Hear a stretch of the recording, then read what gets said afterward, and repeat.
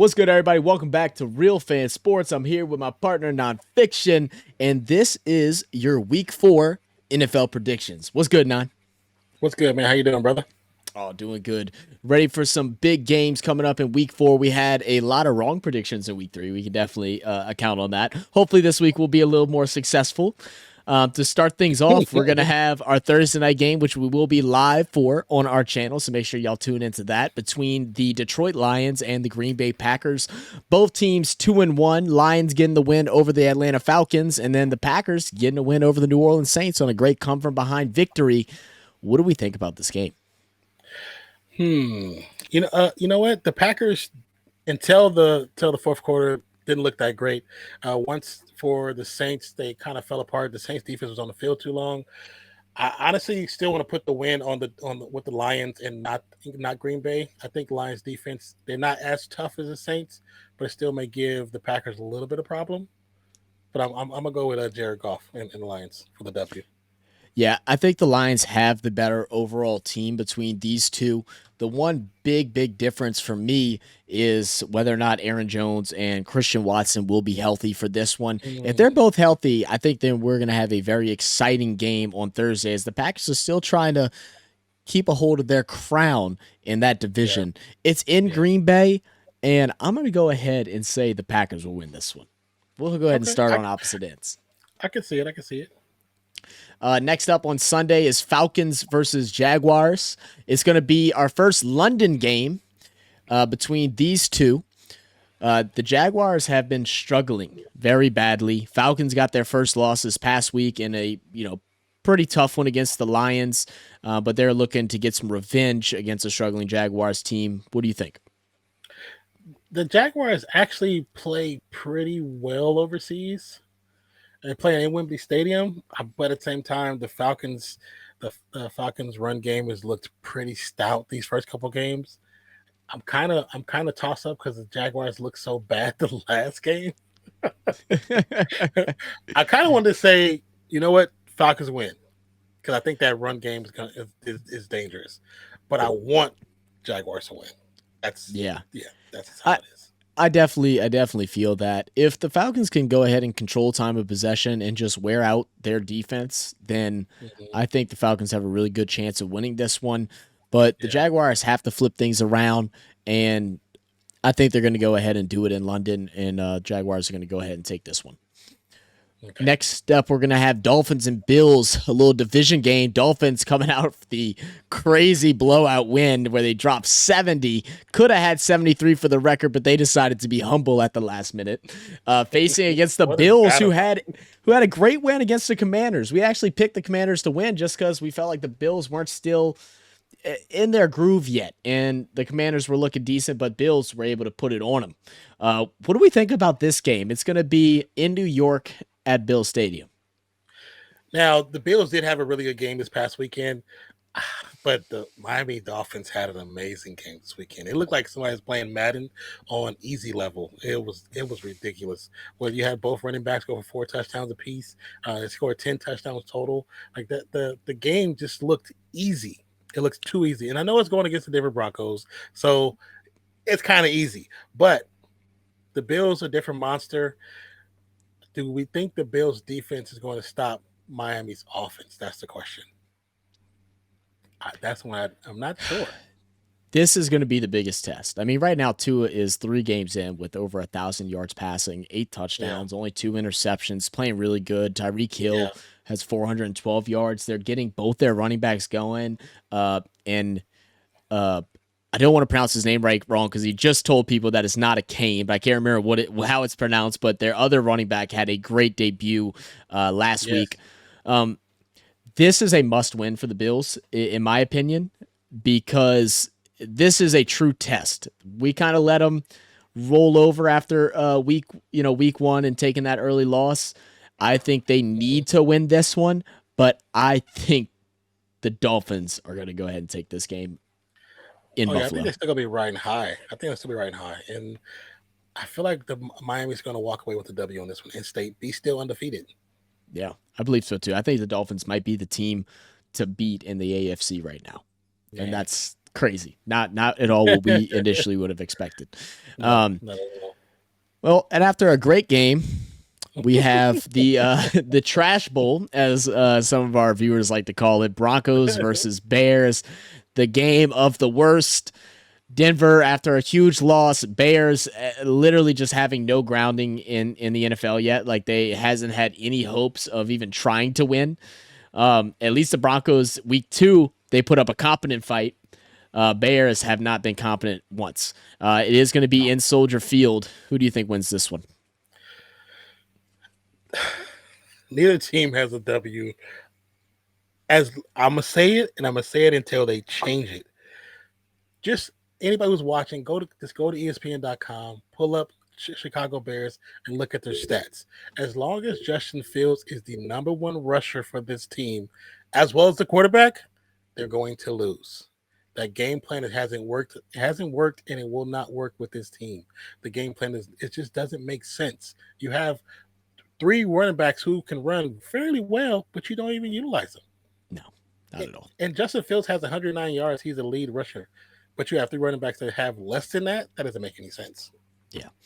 I mean, when I look at this game, I think that the Broncos are the favored team, but I'm definitely interested to see what Justin Fields does. He comes out in some post game interviews just talking about how he wants to just play his game. That he's been getting fed a lot of different information from the coaches, and it's almost overwhelming for him, and that he's ready just to go out and play his game. So hopefully, between him and the coaching staff, they've able to have some great meetings throughout the week and can figure out something that benefits both of them, and he can come out and just play phenomenally. I'm going Broncos, but this is a chance for the Bears to just finally show something. I hope they show something. Something. Yeah, I agree. Show something. I'm going for the Broncos too.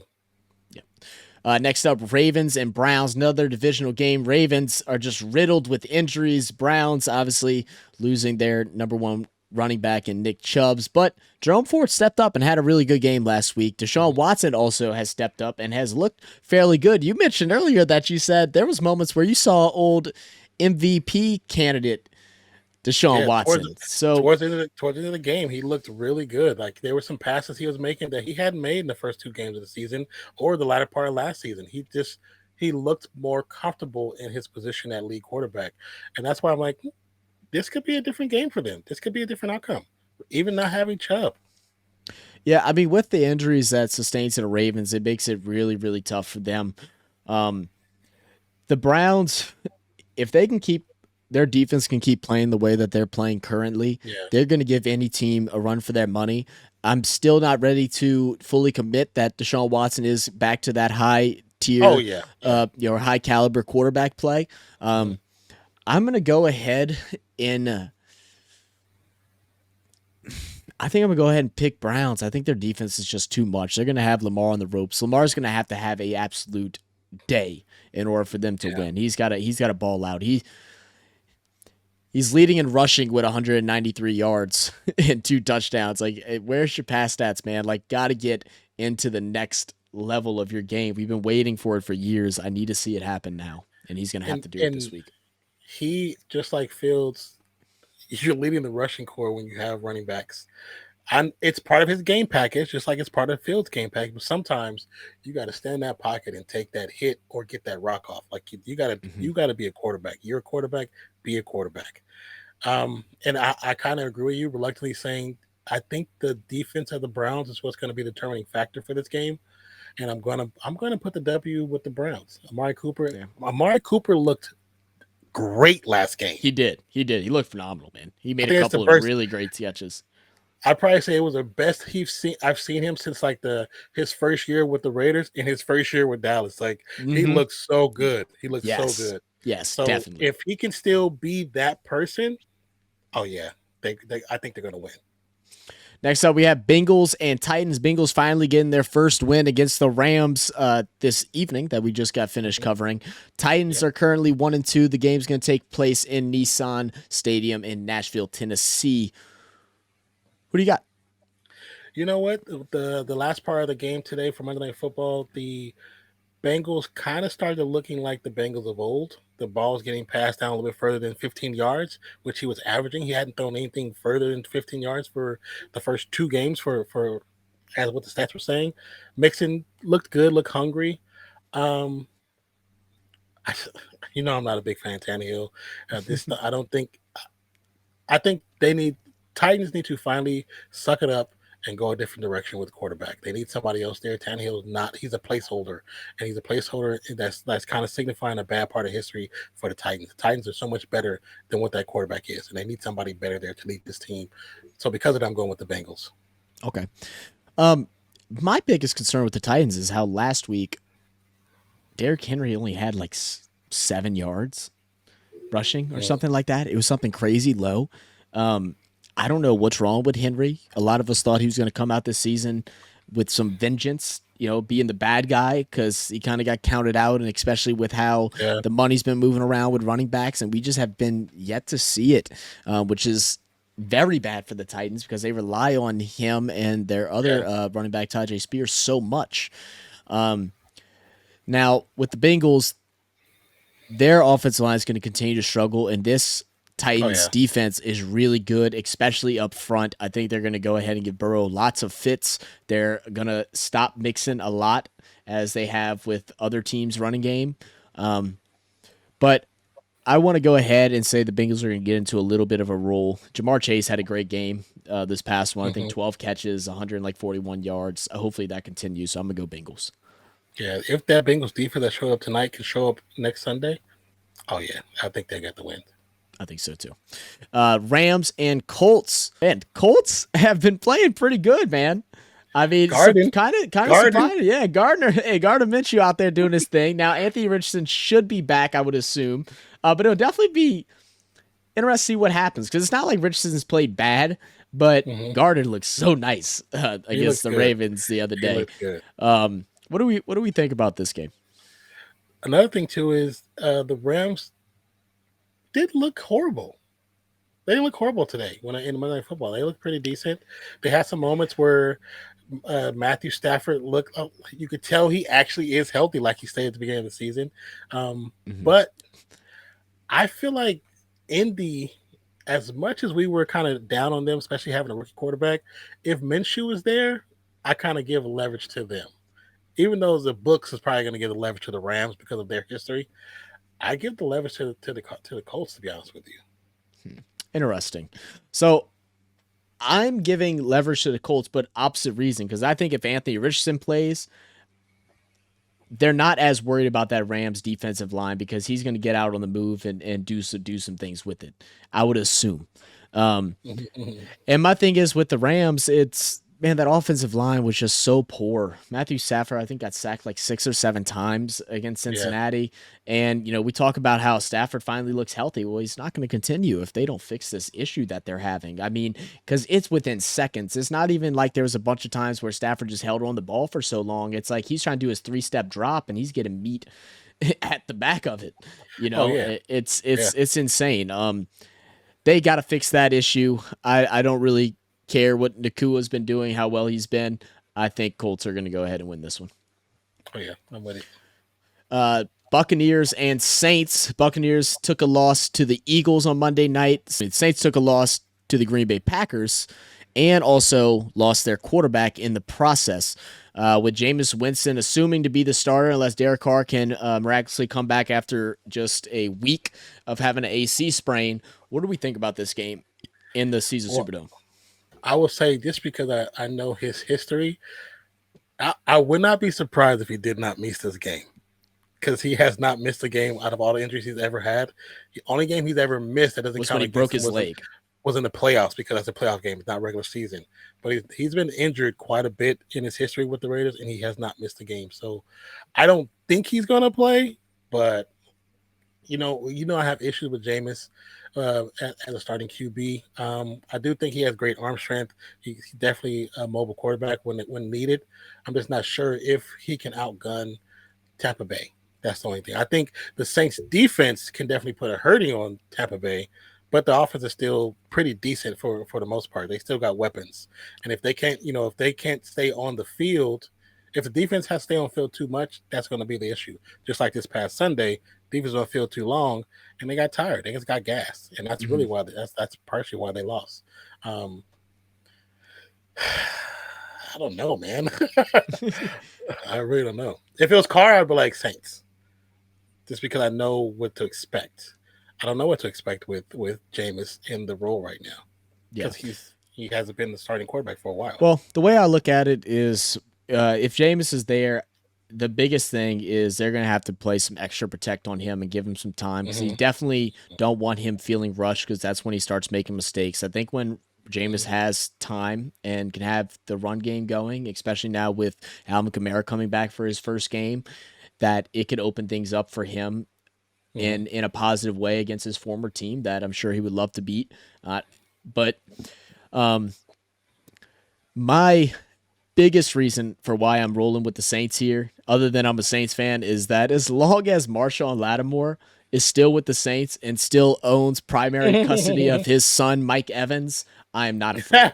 I'm not afraid. Philadelphia gave the Bucs a bunch of struggle because of their defense. I think the Saints are going to do the same exact thing. Offensively is still the concern. It's been the question since week one, even with Derek Carr, just because some of the play calling has been questionable. The offensive line has been not even questionable, just horrible.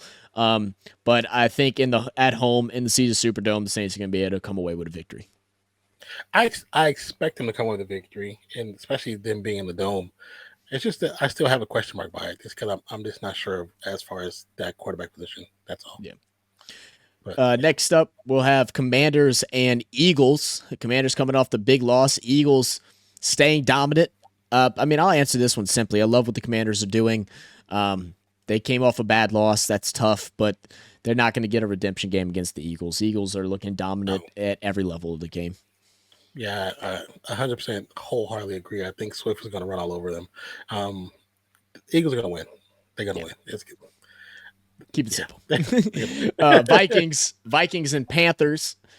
Panthers actually put up a good game against the Seahawks with Andy Dalton as their starting quarterback. I'm not sure what the news is on Bryce Young, whether or not he'll be playing. The Vikings have been having a lot of troubles turning over the ball. Both these teams are 0-3, looking to get their first victory. It will be at Bank of America Stadium in Charlotte. What do you think? The leverage definitely is towards the Vikings to win this game, but at the same time, Carolina, I know before Dalton really took over, didn't look bad. And then the fact that I don't know, man. Like we talked about Dalton, and I do actually like Dalton. I think Dalton in this game previously before didn't look too bad. He didn't look too bad. He looked comfortable in the game, but they still lost. You know what I'm saying? They're 0-3 currently. Vikings also 0-3, which is a surprise. To be honest, I thought they'd be winning most of this division. Yeah, but same. I think this is going to be. It might be a high flying as far as a lot of yardage. Might be not necessarily a truly high scoring game. It might be great between the 20 and 20. But I'm going to say Vikings are going to finally get their first win. Yeah, I'm right there with you. Even though the Carolina did come out and have a good offensive game, I just don't think they have enough offensive firepower to keep up with the Vikings in this situation. They're going to have trouble putting up points. And like I said last week, dealing with injuries to their defense is definitely going to hurt them a little bit. I mean, it's really just a game of can the Vikings hold on to the damn football. I mean, they don't have 3 turnovers. Then I think this is one that they should easily walk away with, and I will say easily. I think they should win this one. Our last 12 o'clock game is going to be the Pittsburgh Steelers and the Texans. CJ Stroud looking like the best rookie quarterback right now out of all of them. Very true. The Steelers coming out, getting a couple of victories, trying to get back into contention, being that great team that they've been for almost 2 decades now, if not longer. What do we think of this game? I mean, so far the Steelers have won the games I thought they were going to win. Yes, even them beating my Raiders, I thought they were going to beat the Raiders. I still think this might be the first season they go under that 500 mark. That'll be their first losing season. That's why I do believe that. But Steelers and Texans, I do like how Stroud has looked at the quarterback position for the Texans. But I think I'm going to go with the Steelers and the Steelers defense. Their defense has been very hungry, and they've been getting their feel in the last couple games. So I'm going with Steelers. Steelers. I'm gonna chalk this one up as not a confident, but I'm gonna call it an upset right here. And the main reason why is just because CJ Stroud has been doing so many things right. I mean, he has 0 interceptions right now, and I'd like to see him come out and perform really, really well, working the ball to the multiple different receivers that he has. He's not just targeting just one. He's getting so many different guys involved, whether it's Tank Dell, whether it's Nico Collins. It's been really fun to watch. I hope he continues with that. And I'm going to go ahead and give them an upset since they're playing at home. Our 3:00 game is going to be between your Raiders and the Chargers, both 1-2. What's your thoughts? Both 1-2. Raiders have an actual win in the division over the Broncos.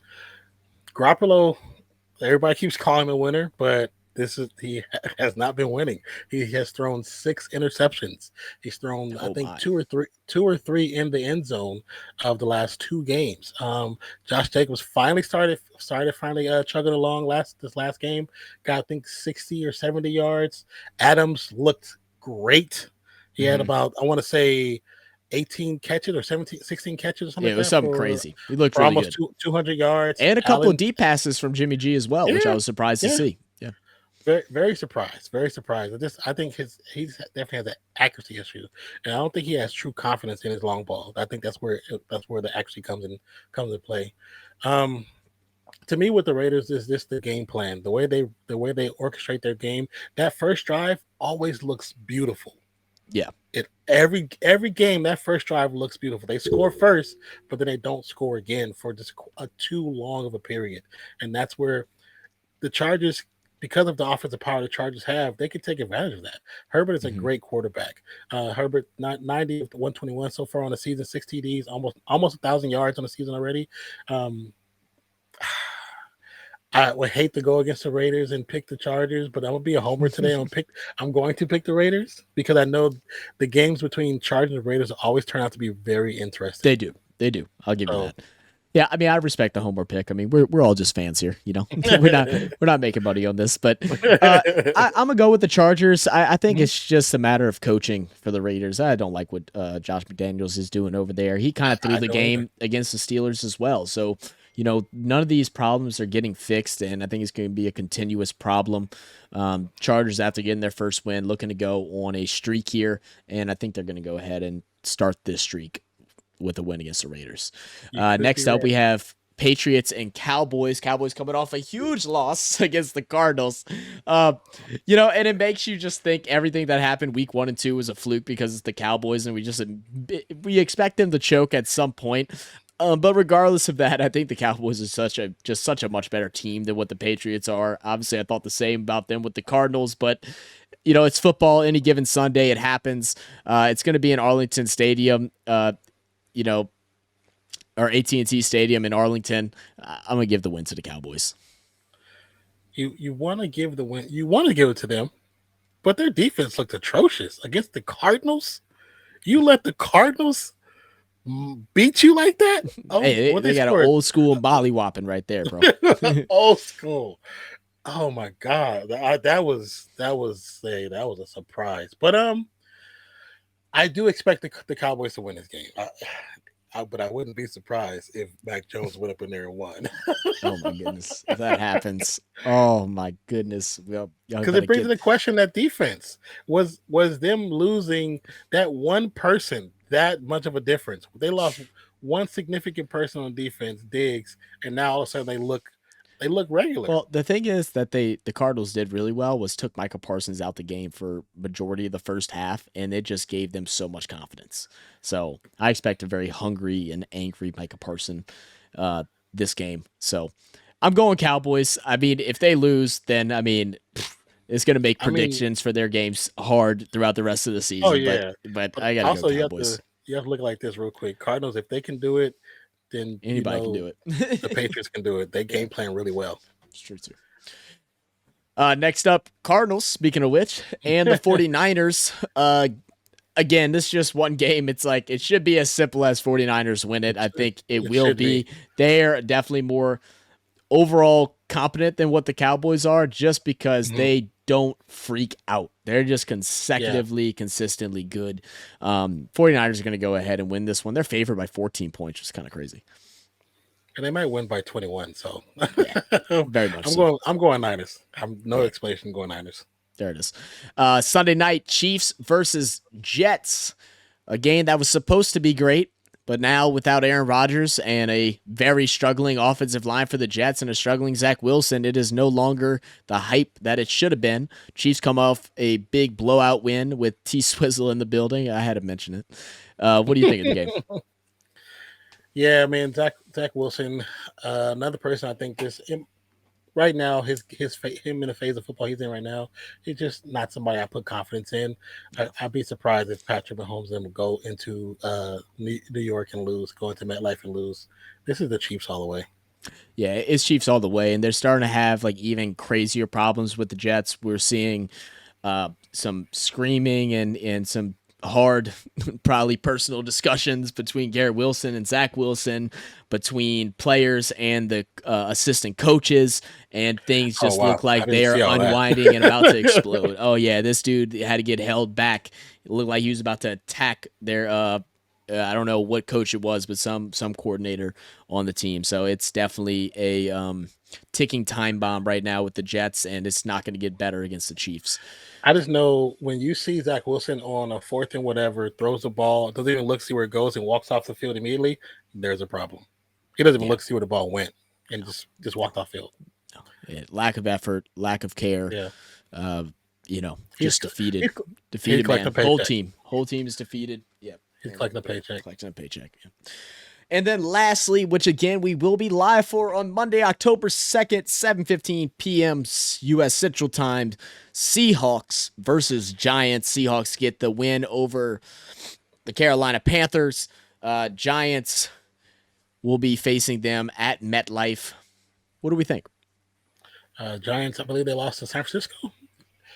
Mm-hmm. This one, I know the earlier people, one of our streams was trying to say this was like a revenge game for Geno. I don't think that's really where it's at. I think Geno's beyond that already. I just think it's going to be an all-out good fight. I won't say it's going to be close, but it's not going to be a blowout on any side of the game. But I do believe that Geno Smith and the Seahawks will pull it out at the end when the clock strikes 0. Yeah, I would like to say the Seahawks should win this one. They've definitely gotten some things back together. They're looking a lot better than what they did after their week 1 loss. I just want to see so much more out of Daniel Jones, man. It's like, we watched the game between them and the Niners the other day, and it was just so depressing. Honestly, it just felt depressing to see him out there running for his life and not getting much support or help. I mean, the wide receivers are going out there and trying to do what they can, but like none of them are really confident. Sterling Shepard's not playing well. They didn't use the rookie wide receiver that they brought in Hyatt, which I don't understand. And so even though DeBall is a great coach and Daniel Jones is going out there trying to do his best, I just don't think it's enough. The Seahawks will take this one. Man, I'm like, you know what? We ain't got the best line, but our line is better than y'all's. Come play for us. You can come throw it to Adams. True. Come throw it to Adams. Adams just broke a record last game. Come on, come get in that list. And I'm not out here trying to talk all crazy saying I think like Daniel Jones is like a top 10 quarterback or anything. I'm saying Daniel Jones is a competent quarterback that has not been in a good situation ever, I don't think, with the Giants. But he's going out there and keeping them in games. He, for the most part, is the one keeping them in games. Saquon Barkley as well, but like Daniel Jones is doing everything he can, and it's tough to watch. They need a line, man. They need a line bad. They need a line. But let us know in the comments where you think we went right, where you think we went wrong. Make sure you stand tall for your team and represent them. Let us know what you think. We'll see y'all on Thursday. And if you're watching this on Wednesday, we'll see you in a couple hours for our podcast where we'll be doing some stuff on the NBA. So make sure you come check us out. We'll catch y'all next week. Peace. Peace out.